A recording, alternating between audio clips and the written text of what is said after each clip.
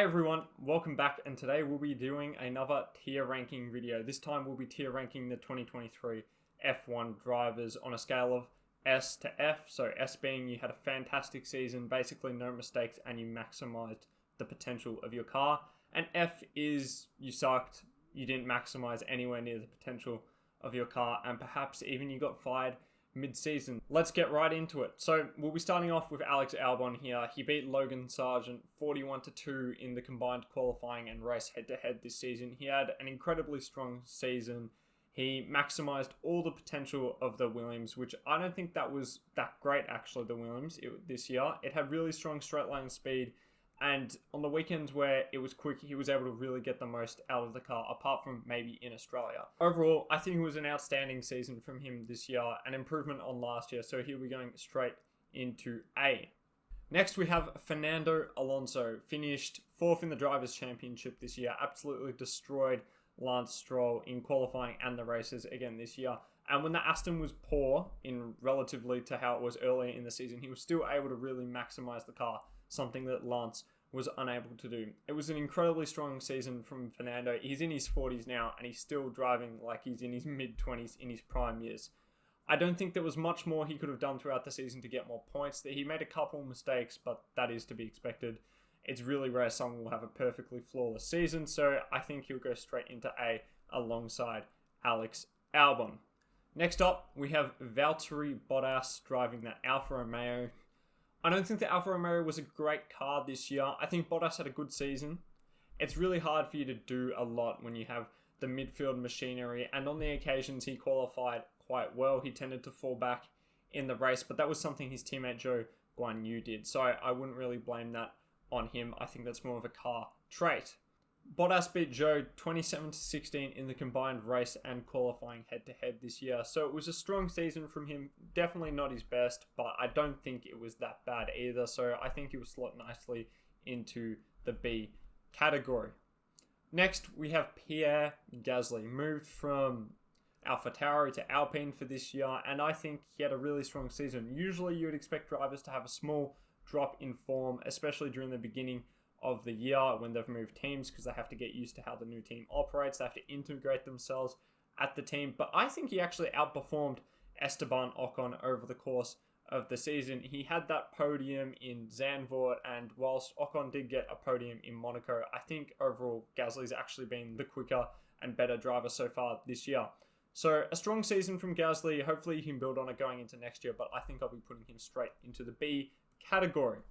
Lewis Hamilton is an interesting one. He finished 3rd in the Drivers' Championship, and I think this was an improvement on last year's season. I don't think Lewis Hamilton's 2022 was that great. So 2023 was definitely a large improvement on that, but I don't think it was anywhere near one of his best seasons. He maximized most of the car's potential when it was there, but at the final couple of races, he started to drop off a bit. It's a bit difficult to rate him here. If I could, I'd probably place him between A and B. He definitely outperformed his teammate George Russell over the course of the season in points and the combined race qualifying head-to-head. He tended to beat him in the race, even though I think the qualifying head-to-head was quite even. If I had to race Hamilton's season, I think you have to put him in A. He maximized the potential of that Mercedes, something which George wasn't able to do, and he finished 3rd in the Drivers' Championship, which is all you can expect when that Red Bull was so dominant. Next up, we have Nico Hülkenberg. So the Hulk had a really strong season, in particular in comparison to his teammate Kevin Magnussen. He was really able to maximize the car in qualifying, which the Haas was the strongest in qualifying. It tended to fall back very quickly in race trim. It's hard to grade him just because that Haas was so terrible. He would have a great qualifying, making it into Q3, and then all of a sudden they'd be having to pit 10 laps into the race, and they'd be finishing all the way at the back, 10 or 15 seconds behind the next car. Tough to grade. I'd probably give him a B in his comeback season. I think it was decent, and it's a good place for him to improve on going into next year, especially if that Haas is much better in race trim. Charles is an interesting one to grade. I don't think this was his best year in F1 by quite a substantial bit. I'd rate his 2019 and his last year's season much better than this one, even his rookie season. But he managed to get the most out of that Ferrari for most of the year, especially in qualifying trim. There was a period where he was getting outperformed by Sainz, but then they managed to get a car in a setup window which he preferred, and he was able to get back on top of it. I think he had a good season. I don't think it was a great season. I think it was a good season. He was a bit unlucky as well throughout the year. I'd probably slot Charles into an A for the moment. I think it was decent. He beat Carlos quite substantially in the race/qualifying head-to-head 26-18, so I think I'll bump him up to A. Next up, we have K-Mag. He got outperformed by Hulkenberg this year. I was expecting K-Mag to be a little stronger given he'd been in the car last year, and Hulkenberg was just coming back, and he performed really well against Mick Schumacher, but Hulkenberg came in and outperformed him over the course of the entire year. Basically, I would be looking for a bit more from K-Mag going into next year, especially in qualifying. He seemed to struggle against Hulkenberg. So I'm actually going to be putting K-Mag at D tier. I expected more from him this year, and I just don't think he delivered, even if the Haas was as bad as it was. Lando Norris is next. Another difficult one to grade. There's so many difficult people to grade this year, especially given how bad the McLaren was at the beginning of the year and how it ended the end of the year fighting for podiums. I think Norris had a really strong season. I think he was pretty good over the course of the entirety of the year. He had a couple of mistakes which I think cost him a lot, especially in qualifying. He tended to make a couple of mistakes this year, and that just meant he couldn't finish as high as I reckon he could. He could have been in a couple of positions to finish P2 or P3, and he had to make his way up from lower in the field given he had made some mistakes in qualifying. But apart from that, he showed why he's rated as one of the best drivers on the grid. He had great race pace, he had great qualifying pace most of the time. So again, I'm going to be putting him into A. Esteban Ocon, I was expecting a bit more from him this year. He lost the combined racing qualifying head-to-head 23-18 in favour of Gasly. He also got outscored by Gasly 64-58. So it was a decent season. He had his podium in Monaco, and he definitely showed flashes. But I don't think he should be getting outscored by Pierre Gasly and out-qualified and raced by him, given he was already the incumbent driver. So for that, I don't think I can give him the same grade as I gave Gasly, so I'll be putting him in C tier for this year. Sergio Perez.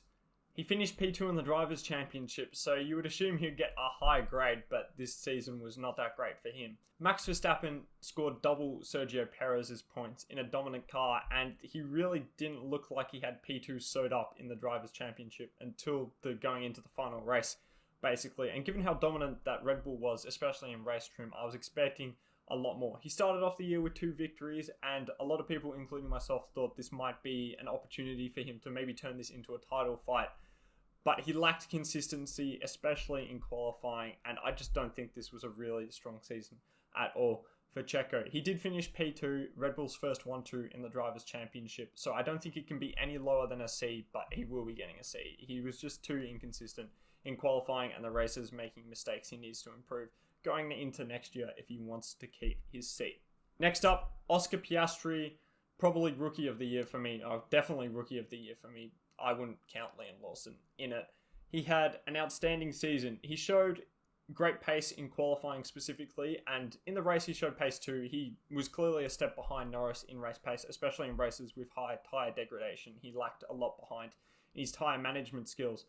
But it was an incredibly strong rookie season. He was the first rookie to win a race of any kind since Lewis Hamilton did in 2007 when he won the Qatar Sprint.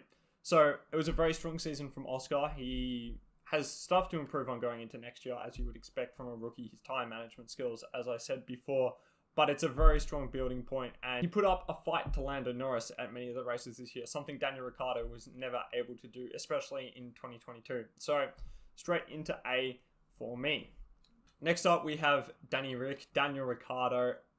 He's tough to rate. He wasn't really in the seat for that long. He had his 2 races before the summer break. Hungary was good. Spa was okay. And then he had 4 races after the summer break at Coda, Mexico, where he performed really well, Vegas, where the AlphaTauri was bad, and then Abu Dhabi, where I think he got outperformed by Tsunoda. So I think he's difficult to rate, given he wasn't in the car for that much. I thought, on the whole, he was pretty decent. Definitely an improvement on Nick de Vries, who we'll get to later. But I'd probably give him, I think, I'd give him a B. No, I think I'd give him a C. His Mexico weekend was really... scrap that. I'm giving Daniel Ricciardo a B. I thought, on the whole, he was pretty strong. Yuki was a bit stronger pace-wise, but I honestly think that if they were paired together for the entire season, Ricciardo probably would have outscored Yuki Tsunoda. Next up, George Russell. This season was a downgrade on his 2022 season, where he beat Lewis Hamilton. He looked really strong in 2022, but this year, as he admitted, he just failed to take the opportunities when they came, and that meant he finished 8th in the Drivers' Championship while Lewis was up in 4th. He showed flashes. He was in position to win the race in Singapore if he could have made those overtaking moves until he made that mistake. He was really strong in Melbourne before his engine failed and he got stitched up by the VSC or safety car. And he was also in a really strong position in Canada before he crashed out. So there's been flashes, but he's just been too inconsistent this year. I think I'm going to put him in C. It might seem a bit harsh. I probably might have been able to put him in B, but I just think he was too inconsistent this year.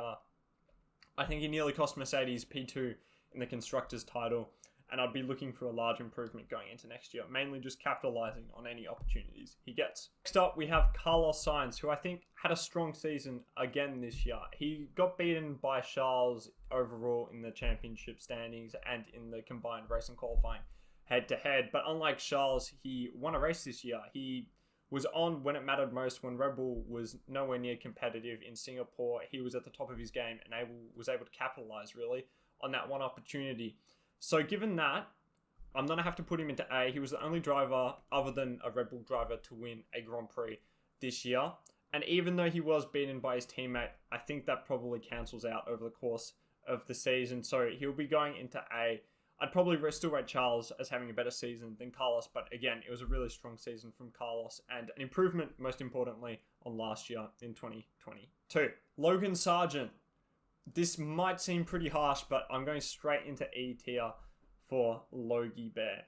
Logan just wasted too many opportunities this year. While his teammate Albon scored 27 points, he only scored 1, which is inconceivable, really.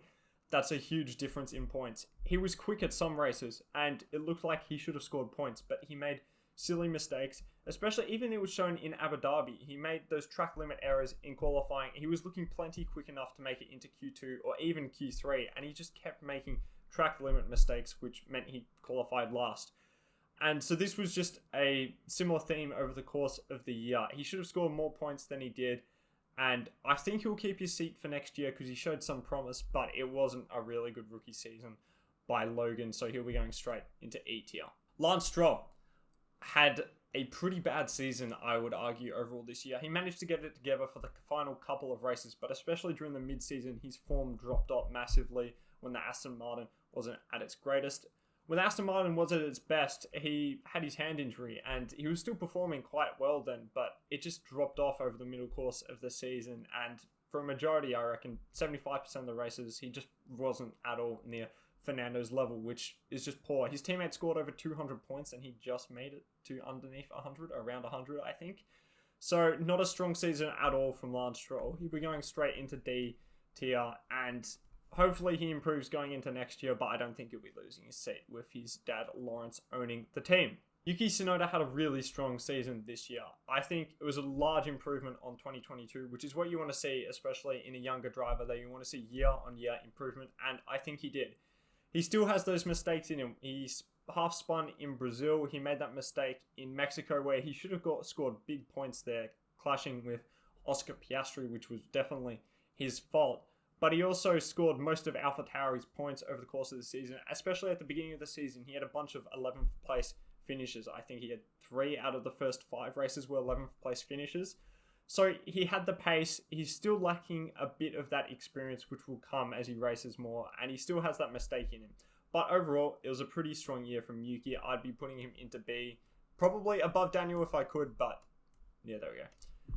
Straight into B tier for Yuki. Max Verstappen, the 2023 world champion, is going straight into S tier, and I think he's the only one that really deserves that tier. He maximized everything over the course of the year. He won 19 out of the 22 races. He led over 1,000 laps this year, the first driver to do that. He scored more than double his teammates' points, who finished second in the championship, and honestly, it was an outstanding season from Max. You can say the Red Bull was dominant, that's to be expected, but look at his teammate Sergio Perez. He couldn't maximize anywhere near the way Max Verstappen was. He was just relentlessly consistent, and as long as that Red Bull was up there, excluding Singapore, he was taking poles, getting race wins. He just maximized every opportunity he had this year.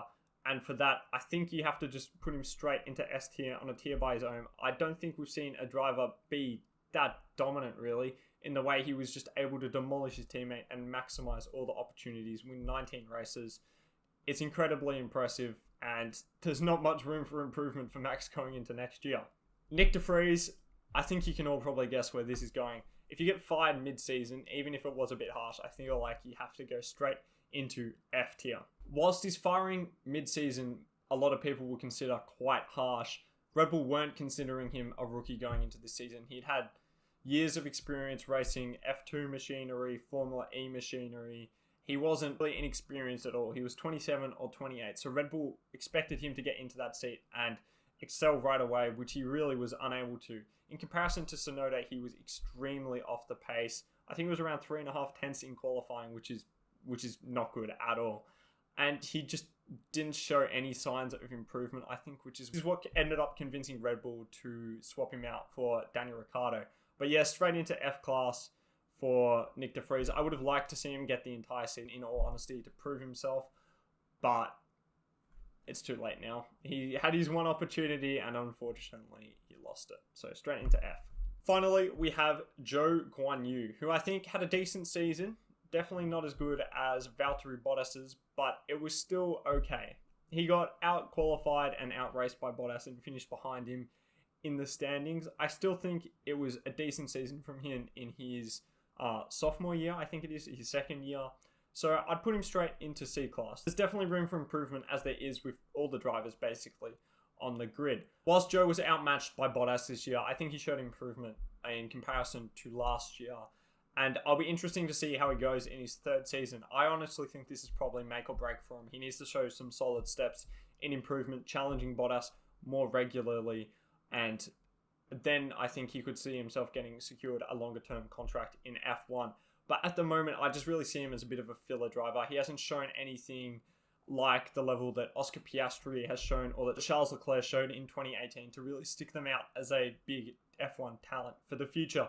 But he's done decently, so he's going straight into C tier, which I think is where he belongs. You'll notice that Liam Lawson isn't on the list. I didn't want to put him on there just because I could have, but I didn't think it was fair for Liam to be on here. If I could rate him, I'd probably put him at A. He did really well in these fill-in races. He was on Yuki's level, which was most important, apart from maybe his final race in Qatar. But it was a strong showing from Liam. He did basically everything he could to convince the people in F1 that he should deserve a race seat, and he took his opportunity with both hands. So yeah, if I'd put him on the list, I would put him at A tier, a very strong A tier. But there we go.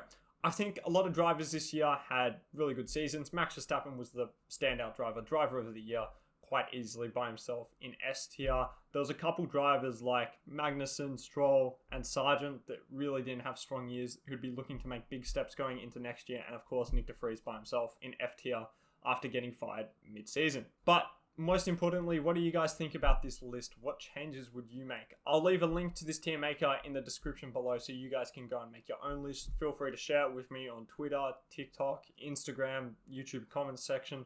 But yeah, I hope you guys enjoyed watching this and have a great day.